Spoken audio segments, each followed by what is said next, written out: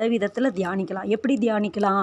ஒரு வசனத்தை மாத்திரம் எடுத்துட்டு அதை அப்படியே மெடிடேஷன் பண்ணி அதனுடைய காரியங்கள் அப்படியே அந்த வசனங்களை கர்த்தருடைய ஆவியானவர் ஜோடி சேர்த்து கொடுப்பார். அங்கங்கே இருக்கிற வசனங்களை நம்ம படித்த வசனங்கள் அப்படியே அந்த வசனத்திற்கு அப்படியே ரிலேட்டடாக அப்படியே நம்மளுக்கு ஜோடி சேர்ந்து வரும். இப்படி நம்ம தியானிக்கலாம். இன்னும் சில காரியங்களை எப்படி தியானிக்கலாம்? புத்தகமாக இப்போ எஸ்தர் புத்தகம், யோபுவின் சரித்திரம் அப்படி தியானிக்கலாம். சில காரியங்களை நம்ம எப்படி தியானிக்கலாம் அப்படின்னு சொன்னால், ஒரு தலைப்புகளின் அடிப்படையில் இப்போ விசுவாசம், ரட்சிப்பு, தேவநீதி அந்த மாதிரி காரியங்களை, ஆண்டவருடைய வருகை, இப்படி ஒரு தலைப்பின் கீழே தியானிக்கலாம்.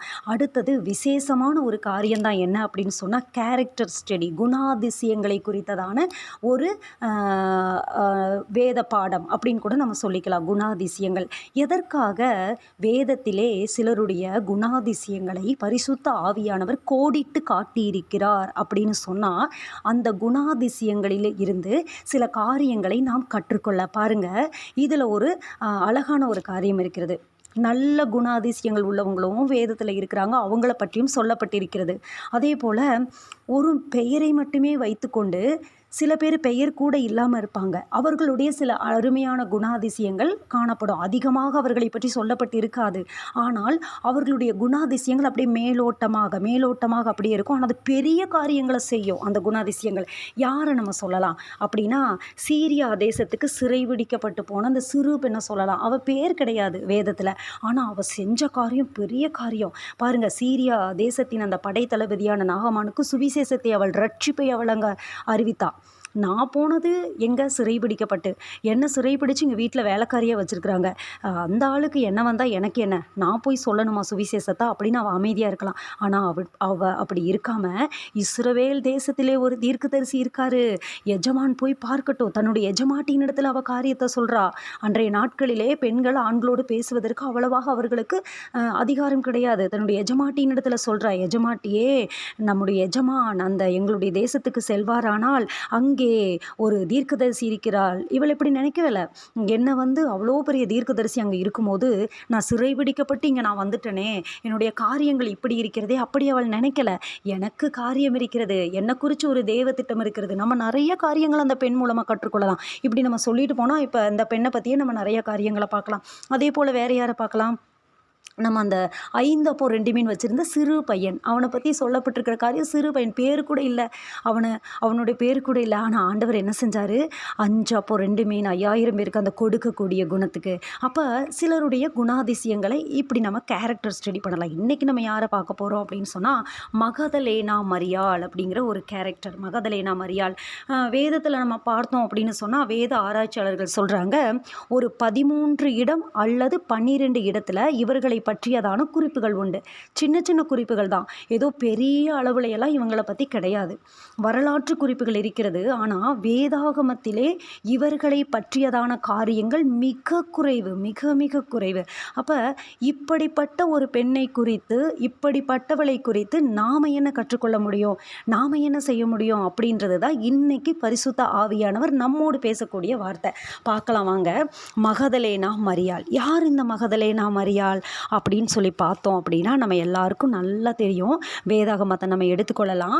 மார்க்கு எழுதின சுவிசேஷ புத்தகம் 16வது அதிகாரம். எல்லாரும் திருப்பிக் கொள்ளுங்க. மார்க்கு எழுதின சுவிசேஷ புத்தகம் 16வது அதிகாரம் 9, 10 வசனங்கள். யாராவது ஒருவர் நீங்க வாசிக்கலாம். மார்க்கு 16, 9, 10 வசனங்கள். வாரத்தின் முதலாம் நாள் அதிகாலையிலே இயேசு எழுந்திருந்த பின்பு மகதலேனா மரியாளுக்கு முதல் தரிசனமானார். அவளிடத்தில் இருந்து அவர் 7 பிசாசுகளை துரத்தி இருந்தார். அவள் புறப்பட்டு அவரோட கூட இருந்தவர்கள் துக்கப்பட்டு அழுது கொண்டிருக்கையில் அவர்களிடத்தில் போய் அந்த செய்தியை அறிவித்தாள். ஆமேன். இங்கே என்ன சொல்லப்பட்டிருக்கிறது? யார் இவள் அப்படிங்கிறதுக்கான முதல் ஒரு காரியம் நமக்கு கொடுக்கப்பட்டிருக்கிறது. என்ன அப்படின்னா, இவ யார் அப்படின்னா, வாரத்தின் முதலாம் நாள் அதிகாலையிலே, இன்னொரு சுவிசேஷ புத்தகத்தில் போடப்பட்டிருக்கும் விடிந்து வருகையில். அதாவது பாருங்கள், அந்த 5, 5:30 மணி அப்படிங்கும் போது, ஒரு நல்ல ஒரு சம்மர் டைமாக இருந்தால் ஒரு 5, 5:30 மணி, ஒரு 4:45 அந்த விடிந்து வருகையில் அந்த டைம் வந்துடும். அப்பேற்பட்ட ஒரு நேரத்தில் அன்றைக்கெல்லாம் யூத பெண்கள் அதிகமாக வந்து அவங்க பெண்கள் வந்து வெளியில் அவ்வளோ வர முடியாது. அவர்கள் வந்து தலை முதல் அவர்கள் மூடிக்கொண்டு தான் இருக்க வேண்டும். சில காரியங்கள் அவர்களுடைய வாழ்க்கையில் இருக்கிறது. தங்களுடைய தலைமுடி வந்து வெளியில் தெரியக்கூடாது. நிறைய காரியங்கள் அவர்களுக்கு இருக்கிறது. ஆடவர்களை அந்நிய ஆடவர்களை அவர்கள் நேருக்கு நேராய் கண்ணுக்கு கண்ணாய் அவர்கள் பார்க்கக்கூடாது. இன்னும் நியமிக்கப்பட்டிருக்கிற பெண்ணாக இருந்தால் அவள் வெளியவே வரக்கூடாது. நிறைய சடங்காச்சாரங்கள் இருக்கிறது பாருங்கள். நம்ம இந்த ஸ்திரியை பார்ப்போம், பெரும்பாடுள்ள ஸ்திரீ. அவள் வந்து பயந்து கொண்டு தான் வந்து ஆண்டவர் முன்னாடி வந்து நிற்பா, விழுவா. அப்போ இவர் என்ன பண்ணியிருக்காங்க இந்த மகதலேனா மரியாள் அப்படின்னு சொன்னால், விடிந்து வருகையில் வாரத்தின் முதலாவது நாள் விடிந்து வருகையில் அதிகாலையில் அவங்க எந்திரிச்சு என்ன பண்ணுறாங்களாம், ஆண்டவரிடத்துல கல்லறைக்கு போகிறாங்க. இன்னொரு சுவிசேஷ புத்தகத்தில் அழகாக எழுதியிருக்கும். அவர்கள் எதற்கு போனாங்க அப்படின்னு சொன்னால், கந்த வர்க்கங்களை இட அவர்கள் போனாங்க. எதற்காக இந்த மரியாளுக்கு இந்த வேலை அப்படின்னு சொன்னால், லூக்காவில் கூட இந்த காரியங்கள் எழுதப்பட்டிருக்கும். மார்க் 15 எழுதப்பட்டிருக்கும். கந்த வர்க்கங்களை இட இவங்க வந்து போகிறாங்க அப்படின்னு சொல்லிட்டு எழுதப்பட்டிருக்கும். இவங்க எல்லாரும் என்ன பண்ணிட்டு இருக்காங்க பாருங்க, சீஷர்களாக என்ன பண்ணிட்டு இருக்காங்க அப்படின்னு சொன்னால் அழுதுட்ருக்காங்க. சீஷர்கள் ஆண்களை குறிக்கக்கூடிய பதம் சீஷர்கள் என்பது. பெண் பதம் என்ன, ஷீசி அப்படின்னு சொல்லலாமா? அவர்களுக்கு இவள் ஒரு சீசி தான். ஏன்னா வரலாறு குறிப்புகள் சொல்கிறது, வேதாகமத்திலே பல இடங்களிலே சொல்லப்பட்டிருக்கிறது. இவங்க என்ன பண்ணினாங்க அப்படின்னு சொன்னால், இவங்க இயேசுவோடு கூட ஊழியம் செய்த ஒரு பெண். இந்த பெண் என்ன செய்கிறாள், அங்கே ஆண்கள் அழுது கொண்டிருக்கிறாங்க. சில நேரத்தில் பாருங்கள், இப்படி தான் நடக்கும். நமக்கு குடும்பத்தில் சில காரியங்கள், சில சூழ்நிலைகள் போய்கொண்டு இருக்கும். ஆண்கள் அழுதுட்டு இருப்பாங்க, என்ன பண்ணுறதுன்னு தெரியாது. அடுத்த ஸ்டெப் எப்படி வைக்கிறது தெரியாது.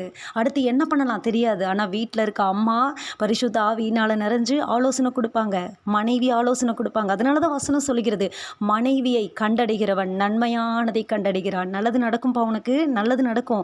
மனைவியை கண்டடைஞ்சிட்டில்ல, அதுவும் கர்த்தருக்கு பயந்து புத்தியுள்ள ஸ்திரீயாய் வீட்டை கட்டுகிற ஒரு பெண்ணை ஒரு மணமகளாக கொண்டா அப்படி சொன்னால், அந்த குடும்பம் ஆசீர்வதிக்கப்பட்ட குடும்பம்.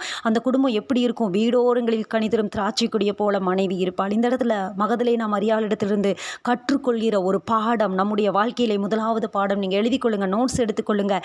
எத்தகைய சூழ்நிலையிலும், எந்த விதமான பாடுகளின் நேரத்திலும் ஆண்டவரே போயிட்டார், இனி ஒன்றுமே இல்லை. நம்மலாம் என்ன பண்ணிடுவோம், ஸ்தம்பிச்சு போயிடுவோம். ஐயோ, அவர் கூட இருக்கும்போது என்ன எல்லாம் நடந்துச்சு, எவ்வளோ அற்புதம் நடந்துச்சு. ஒவ்வொரு ஜனங்களும் கூட போனாங்களே, திரளான கூட்டம், திரளான ஜனங்களை கண்டு மனது உருகுனாரே, நம்ம இப்படி நடக்கும் நம்ம நினைக்கலையே. ஏனென்றால் சீசர்கள் கூட என்ன பண்ணிட்டு இருக்காங்க, அழுதுட்டு இருக்காங்க. ஆண்டவர் கூட இருக்கும்போது சொன்ன அந்த வார்த்தைகளின், அந்த காரியங்களின் ரகசியங்களை அவர்கள் அறிந்து கொள்ளவில்லை. 3 நாளைக்குள்ளே இந்த ஆலயத்தை நான் எழுப்புவேன், இந்த ஆலயத்தை இடிச்சு போடுங்க, 3 நாளைக்குள்ளே நான் எழுப்புவேன். ஆண்டவர் தன்னுடைய அந்த உயிர்த்தெழுதலை குறித்து பேசுகிறார், தான் மரணமடைய போவதை குறித்து பேசுகிறார், தான் எப்படியாக காட்டி கொடுக்கப்பட போகிறேன் என்பதை குறித்து பேசுகிறார். ஆனால் யாருக்கும் என்ன இல்லை, அவர்களுக்கு அந்த உணர்வு இல்லை. அப்பத்தைக்கு அவர்களுக்கு சந்தோஷம், இவர் என்னமோ பேசிட்டு போகட்டும். சில நேரங்களில் நம்ம அப்படி தான் இருப்போம் பாருங்கள். நன்மையான காரியங்கள் நடக்கும்போது அவ்வளோ சந்தோஷமாக இருக்கும், நம்ம இருதயம் தாங்கவே முடியாது. சந்தோஷத்தில் எல்லாத்தையும் மறந்துடுவோம். இன்னும் சொல்லப்போனால் சாப்பிடக்கூட நம்ம மறந்துடுவோம். குதூகலம் தான், கொண்டாட்டம் தான், குதூகலம் கொண்டாட்டமே, அப்படி தான் நம்மளுடைய வாழ்க்கை. தேவனை விட்டு பின்மாறி போவோம் அப்படின்லாம் நான் சொல்ல மாட்டேன். தேவனுக்குள்ளே சந்தோஷமாக இருப்போம்.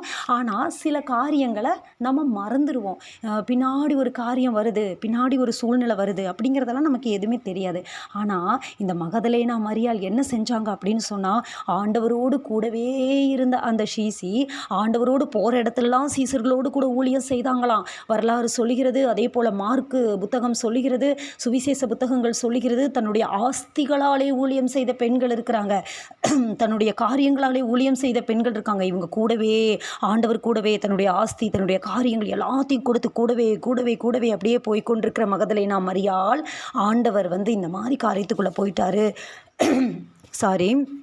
மரணம் அடைந்து விட்டார், அவ்வளவுதான், அவர் முடிஞ்சிருச்சுன்னு சொல்லி இவங்க அழுது கொண்டு இருக்கிறாங்க. ஆனால் இவள் என்ன செய்கிறாள், வாரத்தின் முதலாவது நாள் அதிகாலையிலே எழுந்து அவள் புறப்படுகிறாள், கல்லறை நோக்கி செல்கிறாள். என்னுடைய இரட்சகர், என்னுடைய நேசர், எனக்கு பிரியமானவர், என்னுடைய அன்பர் அங்கே கல்லறைக்குள்ளே வச்சாங்களே நான் பார்த்தேன், கல்லறையில் வச்சாங்களே நான் பார்த்தேன், நான் போகிறேன், நான் அவர்கிட்ட போகிறேன். இதுதான் மகதலேனா மரியாளுடைய குணாதிசயம். இன்றைக்கு நமக்கு இருக்க வேண்டிய குணாதிசயம். கர்த்தரை எந்த இடத்துல நம்ம தேடணும் அப்படிங்கிற அறிவு நமக்கு இருக்க வேண்டும். கர்த்தர் அந்த இடத்துல இருக்கிறாரு, நான் போய் பார்ப்பேன்.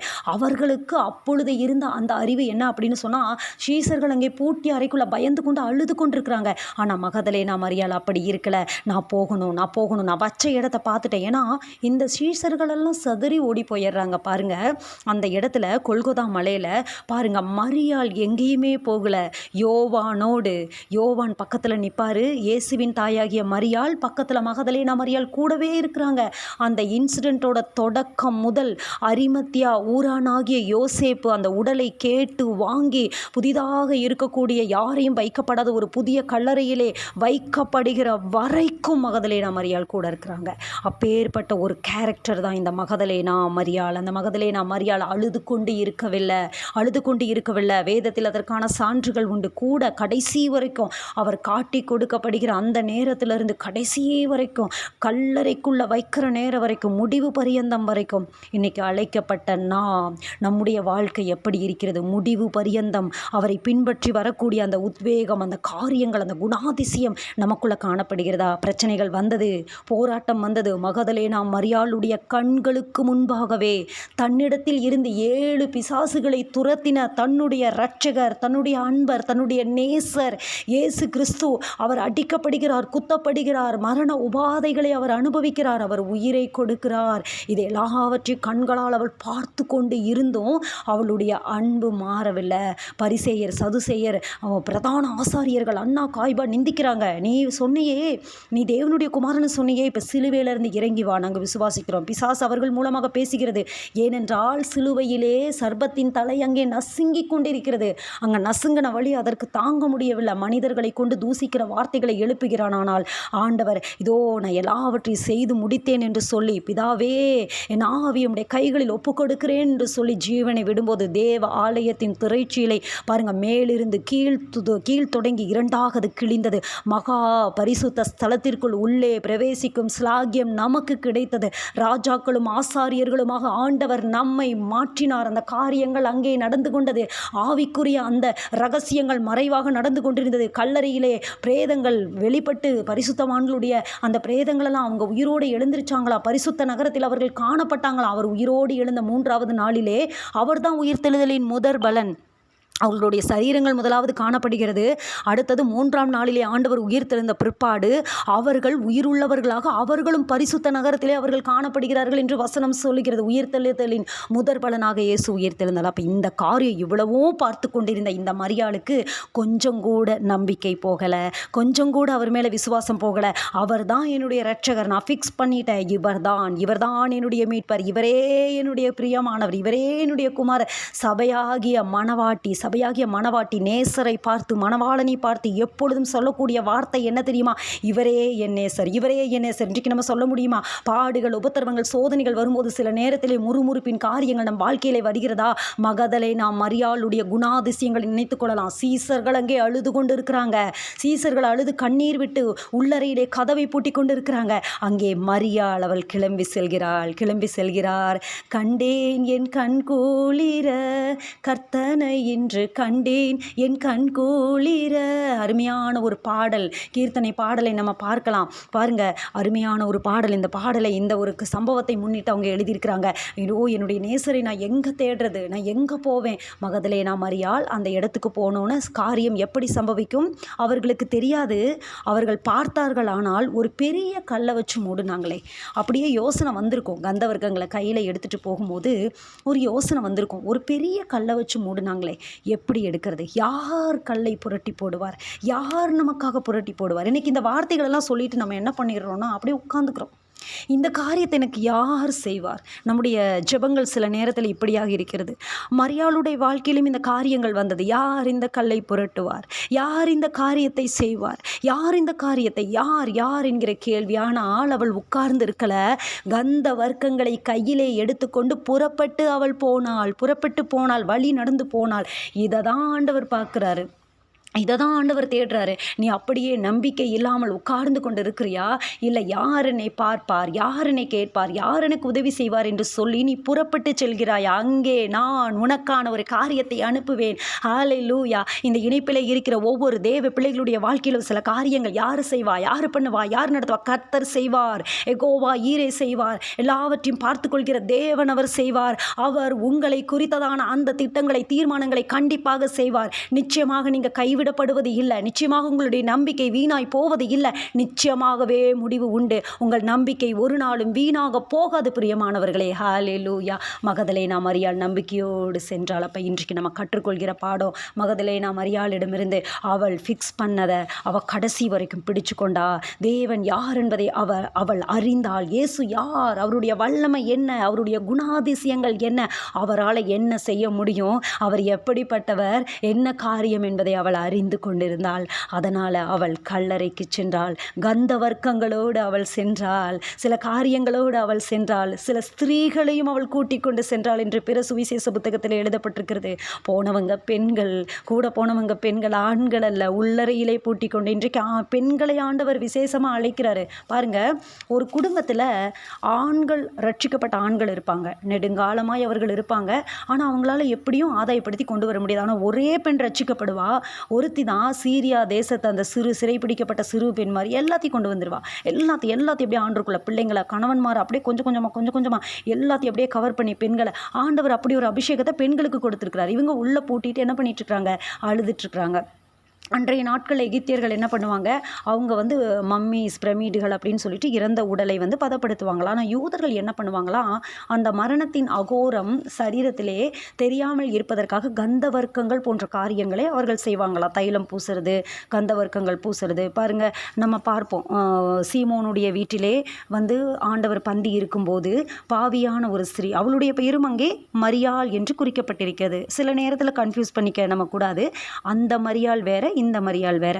சில வரலாற்று ஆசிரியர்கள் சொல்கிறாங்க இல்லை 2 பேரும் ஒன்று தான் அப்படின்னு சொல்கிறாங்க. ஆனால் இது பெரும்பாலான வரலாற்று ஆசிரியர்கள், பைபிள் ஸ்காலர்ஸ் இதை ஒத்துக்கிறது கிடையாது.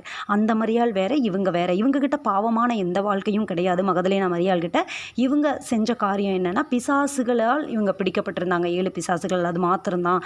ஆனால் இவங்க ஊழியம் செஞ்சாங்க அந்த பிசாசுகளை ஆண்டு துரத்தணும்னு அப்படின்னு சொல்கிறாங்க. இந்த தகவலெல்லாம் நீங்கள் தெரிஞ்சுக்கொள்ளணும். ஏன்னா எல்லாத்தையும் நம்ம ஒன்றா நினச்சி கன்ஃபியூஸ் பண்ணிக்கக்கூடாது.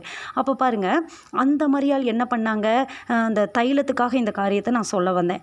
வெள்ளைக்கல் பரணியை, உத்தம தைலமாகிய நலதம் என்னும் வெள்ளைக்கல் பரணியை உடைத்து பாதத்தில் ஊற்றி தங்களுடைய தலைமயிரால் துடைத்து கண்ணீரால் அவங்க கழுவி அந்த மாதிரி செய்வாங்க. அப்போ என்ன நடக்கும், அந்த இடத்துல சீசர்கள் 300 பணத்துக்கும் அதிகமானதுக்கு இதை விற்று ஏழைகளுக்கு கொடுக்கலாம்ல அப்படின்னு சொல்லிட்டு சொல்லும்போது ஆண்டவர் சொல்கிற வார்த்தை என்னன்னா, இவளை இப்பொழுது விட்டுவிடு, தரித்திரர் எப்போதும் உங்களோட இருக்கிறாங்க, என்னை அடக்கம் பண்ணும் நாளுக்காக இதை வைத்திருந்தால். அப்போ யூதர்களுடைய பாரம்பரியம் என்ன, தைலம் போடுவது, கந்த வர்க்கங்களை போடுவது, அந்த காரியங்களை செய்வது யூதர்களுக்கு அது பழக்கமாக இருந்தது. அந்த வழக்கத்தின்படி இவள் என்ன பண்ணுறா அப்படின்னு சொன்னால், கந்த வர்க்கங்களை எடுத்துக்கொண்டு போகிறாள். அதே போல் இன்னொரு மரியாளை நம்ம பார்ப்போம். பெத்தானியா ஊரில் உள்ள மரியாள், மார்த்தாள் மரியாள் சகோதரிகள், அவங்க வேற. ஆனால் இந்த மரியாள் யார் அப்படின்னா, இவங்க மகதலேனா மரியாள். இவங்களுடைய இயற்பெயர் அப்படின்னு என்ன அப்படின்னா, இவங்க பேர் மரியாள் தான். மகதலேனா அப்படிங்கிறது கலிலேயா ஊரில் உள்ள ஒரு பட்டணத்தின் பெயர் தான் மகதலேனா. அந்த ஊரை சேர்ந்தவள் தான் இந்த மரியாள். எனவே இவளுக்கு இப்படி ஒரு அடைமொழியான ஒரு பெயர் கொடுக்கப்பட்டிருக்கிறது, மகதலேனா மரியாள். அந்த ஊரை சேர்ந்தவள். இப்போ நம்ம சொல்கிறோம்ல, அந்த ஊரோட பேரை முன்னாடி வச்சு அந்த ஊர்க்காரங்களை அப்படி நம்ம பேர் வச்சு கூப்பிடுறோம் இல்லையா, ஒரு அடைமொழின்னு சொல்லுவாங்க தமிழில். அப்படியாக இந்த மரியாளுக்கு மகதலேனா மரியாள் என்கிறதான பெயர் வந்தது. ஆரம்ப நாட்களில் ஆண்டவர் ஊழியம் செய்த காலங்களில் அவர் கலிலேயாவுக்கு ஊழியம் செய்ய போகும்போது இந்த சம்பவம் அவளுடைய வாழ்க்கையிலே நடக்கிறது. 7 பிசாசுகளை ஆண்டவர் மகதலேனா மரியாள் இடத்திலிருந்து துரத்துகிறார். அப்போ மகதலேனா மரியாள் இடத்திலிருந்து நாம் கற்றுக்கொள்கிற முதலாவது பாடம், இரட்சகர் யார் என்பதை தெரிந்து கொண்ட பிறகு அந்த இரட்சகரை தேடுவதில் கவனமாக இருந்தால், இரட்சகரை தேடுவதில், அவரை தேடுவதில் கவனமாக இருந்தால், நம்முடைய வாழ்க்கையில் அப்படி தான் நம்ம கவனமாக இருக்கணும். பாடுகள், சூழ்நிலைகள், போராட்ட போராட்டங்கள் வரும்போது நம்ம என்ன பண்ணோம் அப்படின்னா கர்த்தரை தேடுவதில் கவனமாக இருக்கணும். பாருங்க, முதலாவது உயிர்த்தெழுந்த செய்தி அறிவித்தவள் யார் அப்படின்னு சொன்னால் இந்த மரியாள். நற்செய்தி அறிவிப்பதில் தாமதிக்கக்கூடாது. அவளுடைய வாழ்க்கையிலே அநேக பிரச்சனைகள் போராட்டங்கள் இருக்கலாம். அந்த காலையில் அவள் எந்திரிச்சு வரும்போது அநேகர் அவளை திட்டியிருக்கலாம், பேசியிருக்கலாம், உனக்கு வேறு வேலை இல்லையா, அவர் தான் செத்து போயிட்டாரே அப்படின்னு சொல்லியிருக்கலாம். ஆனால் இவள் என்ன பண்ணுனா நற்செய்தி அறிவிப்பதில் இவள் முந்திக் கொண்டாள்.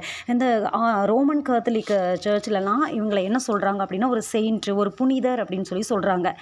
மகதலேனா மரியாளை திருத்தூதர்களுக்கு திருத்தூது உரைத்தவள் அப்படின்னு சொல்கிறாங்க. இப்போ பாருங்கள், நம்ம ஊழியக்காரர்களே ஆண்டவர் தூதர்களாக வைத்திருக்கிறார்னு சொல்லி நம்ம சங்கீதத்தில் படிப்போம். அப்போ திருத்தூதர்கள் அப்படிங்கிற வார்த்தை யாரை குறிக்கிறது அப்படின்னு சொன்னால் இந்த அப்போஸ்தலர்களை குறிக்கிறது. அந்த திருத்தூதர்களுக்கே இவள் திருத்தூது உரைத்தவள் அப்படின்னு சொல்லிட்டு ஒரு காஸ்பல் சொன்னவ, நற்செய்தி சொன்னவ, ஒரு செயின்ட் அப்படின்னு சொல்லிட்டு அவங்களிடத்துல ஜெபங்களை ஏறெடுக்கிறாங்க. ஆனால் அது தவறான காரியம்.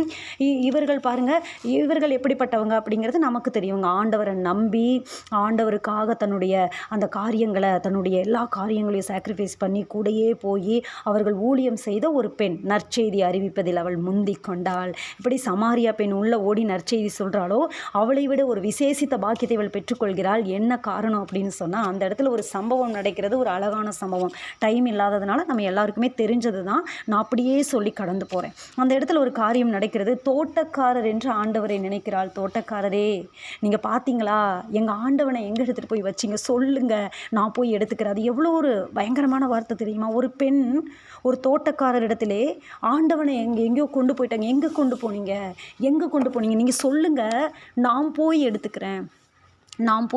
என்ன ஒரு வார்த்தை தெரியுமா? அப்போ ஆண்டவரை தேடுகிறாள். அவள் என்ன பண்ணுறாள் அப்படின்னு சொன்னால் அவளுடைய தேடுதல் என்னவாக இருக்கிறது? ஆண்டவரை அவள் தேடுகிறவளாக இருக்கிறாள். நம்ம எப்படி இருக்கிறோம்? ஆண்டவரை தேடுறோமா? நீங்கள் சொல்லுங்கள். உன்னத பாட்டில் பாருங்கள், ஐயோ என் நேசர் எங்கே போனார், என் நேசர் எவ்விடம் போய்விட்டார், சபையாகிய மணவாட்டி இந்த புலம்பலை அது பாடும். என் நேசர் எவ்விடம் போய்விட்டார். எருசலேமின் குமாரத்திகள் சொல்லுவாங்க, நாங்களும் வா, உன்னோட சேர்ந்து நாங்கள் தேடுறோம், நாங்களும் உன்னேசர் இப்படி நீ பேசுறியே, உன்னேசர் எதினால் விசேஷித்தவர் அப்படின்னு சொல்லும்போது சபையாகிய மணவாட்டி சொல்லுவா, என் நேசர் எப்படிப்பட்டவர் தெரியுமா?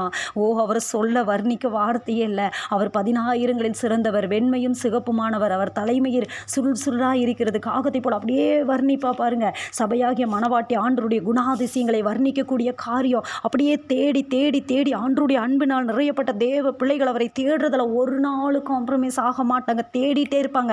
சாப்பாடு இல்லையா, பசியா, தூக்கம் இல்லையா, காரியங்கள் இல்லையா, சில குறைபாடுகள் அவங்களுக்கு எதுவுமே அவங்கள அசைக்காது.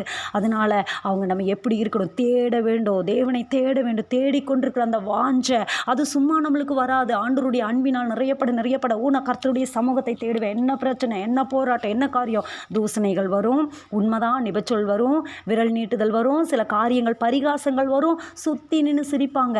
சபையாகிய மணவாட்டி நேசரை தேடும்போது கேட்பாங்க, எதுக்குமா தேடுற?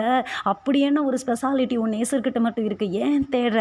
இல்லை நான் தேடுவேன். அவர் எப்படிப்பட்டவர் தெரியுமா? அவருடைய அன்பை வர்ணிக்க வார்த்தையே இல்லை.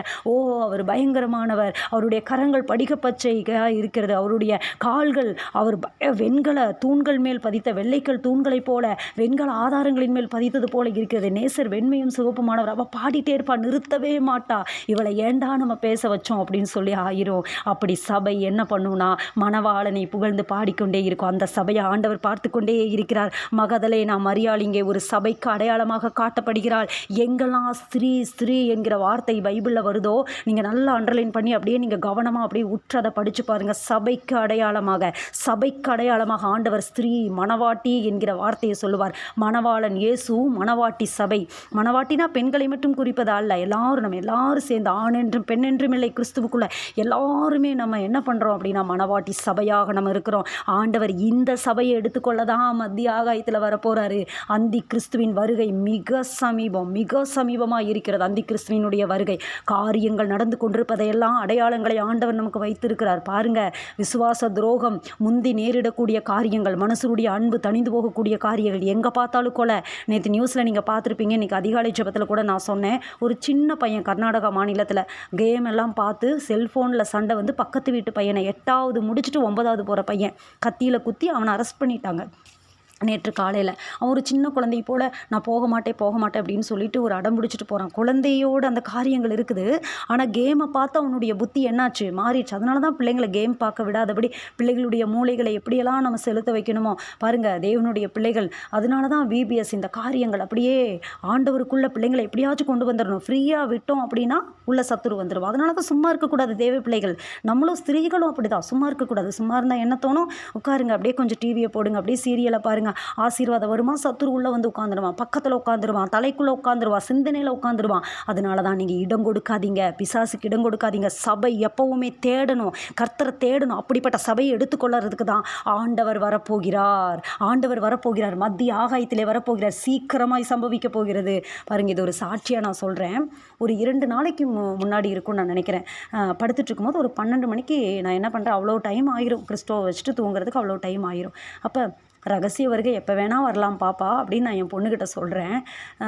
அவள் இருந்துட்டு அம்மா அப்படின்னு சொல்லிட்டு, அப்படியே அம்மா அப்படின்னு சொல்லிட்டு அப்படி ஒரு அதிர்ச்சி அப்படி பேசிட்டு, நாங்கள் எப்போவுமே இந்த மாதிரி சில கான்வர்சேஷன் நானும் அவ்வளோ பேசுவோம், இந்த மாதிரி பேசிகிட்டு இருப்போம். இது அப்படியே முடியுது.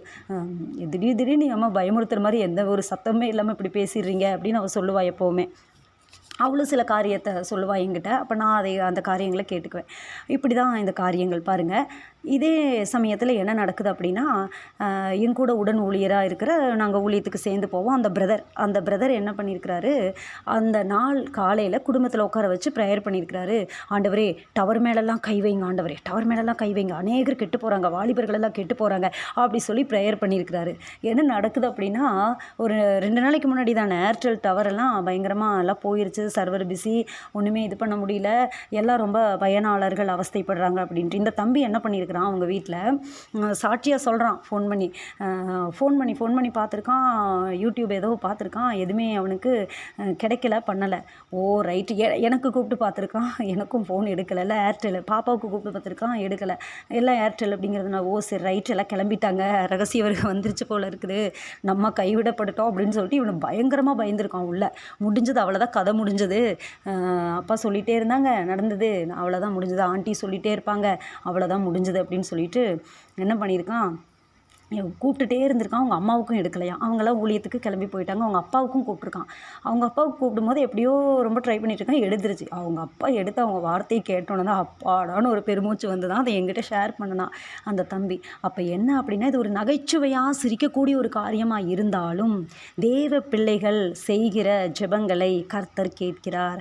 டவர் மேலே கையை வைங்க ஆண்டவரே. அந்த தேவ மனுஷன் ஜெபித்த ஜெபத்தை ஆண்டவர் கேட்டிருக்கிறார். நான் அதை தான் விசுவாசிக்கிறேன்.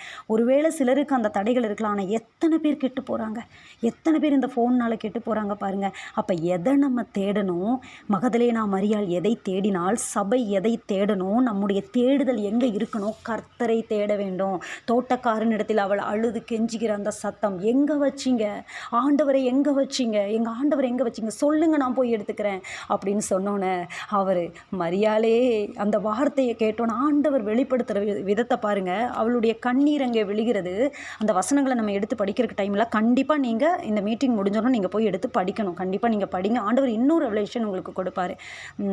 ஆண்டவர் மரியாளே அப்படின்னு சொல்லும்போது அந்த வார்த்தை பாருங்கள், அந்த ஃபீல், அந்த ஆண்டவர் நம்மளோட பேசுகிற அந்த ஃபீல் இருக்குது பார்த்தீங்களா, அது எவ்வளவு கொடுத்தாலும் கோடி கொடுத்தாலும் கிடைக்காது. நம்மோடு கூட ஆண்டவர் பேசுவார். சில நேரங்களில் வேலை செஞ்சுட்டு இருக்கும்போது அல்லேலூயா அல்லேலூயா ஸ்தோத்திரம், அப்படி சில நேரத்தில் நான் சிரிப்பேன். அப்போ என்னென்னா, ஆண்டவர் பேசுகிற சில காரியங்கள், சில ரகசியங்களை பேசுவார், நம்ம குடும்பத்தில் நடக்க போகிற காரியங்களை பேசுவார், எதிர்காலத்தை பேசுவார், நம் பிள்ளைகளுடைய வாழ்க்கையை பேசுவார். சில காரியங்கள் கூட இருக்கிறவங்களுக்கு வந்து அது அதிசயமாக இருக்கும், ஆச்சரியமாக இருக்கும். ஆனால் நம்ம ஒவ்வொருவரோடு பேசுவார்.